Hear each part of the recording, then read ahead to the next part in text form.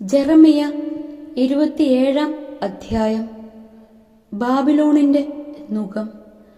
യൂദാ രാജാവായ ജോസിയായുടെ പുത്രൻ സെദക്കിയായുടെ ഭരണത്തിന്റെ ആദ്യകാലത്ത് ജെറമിയായ്ക്ക് കർത്താവിന്റെ അരുളപ്പാടുണ്ടായി.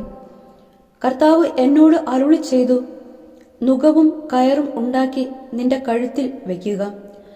ജെറുസലേമിൽ യൂദാ രാജാവായ സെദക്കിയായുടെ അടുക്കൽ വരുന്ന ദൂതന്മാർ വശം ഏദോം, മോവാബ്, അമ്മോൻ, ടയർ, സീദോൻ എന്നിവിടങ്ങളിലെ രാജാക്കന്മാർക്ക് ഈ സന്ദേശം അയക്കുക. തങ്ങളുടെ യജമാനന്മാരെ അറിയിക്കാൻ അവരോട് പറയണം, ഇസ്രായേലിന്റെ ദൈവമായ സൈന്യങ്ങളുടെ കർത്താവ് അരുളി ചെയ്യുന്നു, ശക്തമായ കരം നീട്ടി ഭൂമിയെയും അതിലുള്ള മനുഷ്യരെയും മൃഗങ്ങളെയും സൃഷ്ടിച്ചത് ഞാനാണ്. എനിക്ക് ഉചിതമെന്ന് തോന്നുന്നവന് ഞാൻ അത് നൽകും. ബാബിലോൺ രാജാവായ എന്റെ ദാസൻ നബൂഖദ്നേസറിന്റെ കരങ്ങളിൽ ഞാൻ ഈ ദേശങ്ങൾ നൽകിയിരിക്കുന്നു. അവനെ സേവിക്കാൻ വയലിലെ മൃഗങ്ങളെയും ഞാൻ കൊടുത്തിരിക്കുന്നു. സകല ജനതകളും അവനെയും അവന്റെ പുത്രനെയും പൗത്രനെയും അവന്റെ രാജ്യത്തിന്റെ കാലം പൂർത്തിയാകുന്നതുവരെ സേവിക്കും.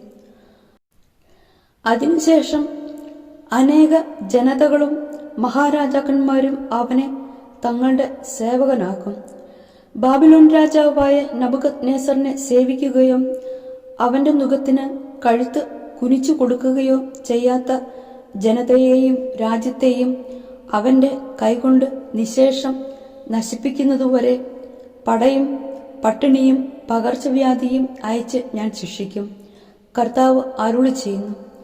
അതിനാൽ ബാബിലോൺ രാജാവിനെ സേവിക്കരുത് എന്ന് പറയുന്ന നിങ്ങളുടെ പ്രവാചകന്മാരുടെയും പ്രശ്നക്കാരുടെയും സ്വപ്നക്കാരുടെയും ശകുനക്കാരുടെയും ക്ഷുദ്രക്കാരുടെയും വാക്ക് നിങ്ങൾ ശ്രവിക്കരുത്. നിങ്ങളുടെ ദേശത്ത് നിന്ന് നിങ്ങളെ അകറ്റാനും ഞാൻ നിങ്ങളെ തുരുത്തി നശിപ്പിക്കാനും ഇടയാകത്തക്ക നുണയാണ് അവർ പ്രവചിക്കുന്നത്. ബാബിലോൺ രാജാവിന്റെ നുകത്തിന് കഴുത്ത് കുനിച്ചുകൊടുത്ത് അവനെ സേവിക്കുന്ന ജനതയെ സ്വദേശത്ത് തന്നെ വസിക്കാൻ ഞാൻ അനുവദിക്കും. അവർ അവിടെ കൃഷി ചെയ്ത് ജീവിക്കും. കർത്താവ് അരുളി ചെയ്യുന്നു. യൂദാ രാജാവായ സെദക്കിയായോടും ഞാൻ അങ്ങനെ തന്നെ പറഞ്ഞു. ബാബിലോൺ രാജാവിന്റെ നുകത്തിന് കഴുത്ത് കുനിച്ചുകൊടുത്ത് അവനെയും അവന്റെ ജനത്തെയും സേവിച്ചുകൊണ്ട് ജീവിക്കുക. ബാബിലോൺ രാജാവിനെ സേവിക്കാത്ത ജനതകളെക്കുറിച്ച് കർത്താവ് അരുളി ചെയ്തതുപോലെ നീയും നിന്റെ ജനവും വാളും ക്ഷാമവും പകർച്ചവ്യാധിയും കൊണ്ട് എന്തിനു മരിക്കണം? ബാബിലോൺ രാജാവിനെ സേവിക്കരുത് എന്ന് പറയുന്ന പ്രവാചകന്മാരുടെ വാക്ക് നിങ്ങൾ കേൾക്കരുത്. അവർ പ്രവചിക്കുന്നത് നുണയാണ്. ഞാൻ അവരെ അയച്ചിട്ടില്ല. ഞാൻ നിങ്ങളെ ആട്ടിയോടിക്കുന്നതിനും നിങ്ങളും നിങ്ങളോട് പ്രവചിക്കുന്ന പ്രവാചകന്മാരും നശിക്കുന്നതിനും വേണ്ടിയാണ് എന്റെ നാമത്തിൽ അവർ വ്യാജം പ്രവചിക്കുന്നത്. കർത്താവ് അരുളി ചെയ്യുന്നു.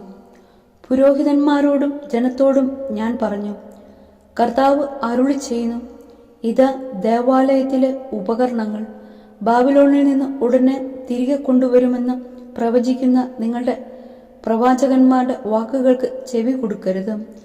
അവർ നുണയാണ് പ്രവചിക്കുന്നത്. അവരുടെ വാക്ക് നിങ്ങൾ കേൾക്കരുത്. ബാബിലോൺ രാജാവിനെ സേവിച്ചുകൊണ്ട് ജീവിക്കുക. എന്തിന് ഈ നഗരം ശൂന്യമാകണം? അവർ പ്രവാചകന്മാരെങ്കിൽ കർത്താവിന്റെ വചനം അവരോടുകൂടെ ഉണ്ടെങ്കിൽ ദേവാലയത്തിലും യൂദാ രാജാവിന്റെ കൊട്ടാരത്തിലും ജെറുസലേമിലും ഉള്ള ഉപകരണങ്ങൾ ബാബിലോണിലേക്ക് കൊണ്ടുപോകാതിരിക്കാൻ സൈന്യങ്ങളുടെ കർത്താവിനോട് യാചിക്കട്ടെ. യൂദാ രാജാവായ യഹോയാക്കീമിന്റെ പുത്രൻ യെക്കോണിയായെയും യൂദായിലെയും ജെറുസലേമിലെയും കുലീനരെയും ബാബിലോൺ രാജാവായ നബൂഖദ്നേസർ ജെറുസലേമിൽ നിന്ന് ബാബിലോണിലേക്ക് പിടിച്ചുകൊണ്ടുപോയപ്പോൾ അവൻ എടുക്കാതെ വിട്ട സ്തംഭങ്ങൾ, ജലസംഭരണി, പീഠങ്ങൾ, പട്ടണത്തിൽ ശേഷിച്ചിരുന്ന ഉപകരണങ്ങൾ എന്നിവ സംബന്ധിച്ച് സൈന്യങ്ങളുടെ കർത്താവ് അരുളി ചെയ്യുന്നു. ഇസ്രായേലിന്റെ ദൈവമായ സൈന്യങ്ങളുടെ കർത്താവും അവിടുത്തെ ആലയത്തിലും യൂദാ രാജാവിന്റെ കൊട്ടാരത്തിലും ജെറുസലേമിലും ശേഷിച്ചിട്ടുള്ള ഉപകരണങ്ങളെക്കുറിച്ച് അരുളി ചെയ്യുന്നു. അവയെ ബാബിലോണിലേക്ക് കൊണ്ടുപോകും. എൻ്റെ സന്ദർശന ദിവസം വരെ അവ അവിടെ ആയിരിക്കും. കർത്താവ് അരുളി ചെയ്യുന്നു. അന്ന് ഞാൻ അവ തിരികെ കൊണ്ടുവന്ന് ഈ സ്ഥലത്ത് പുനഃസ്ഥാപിക്കും.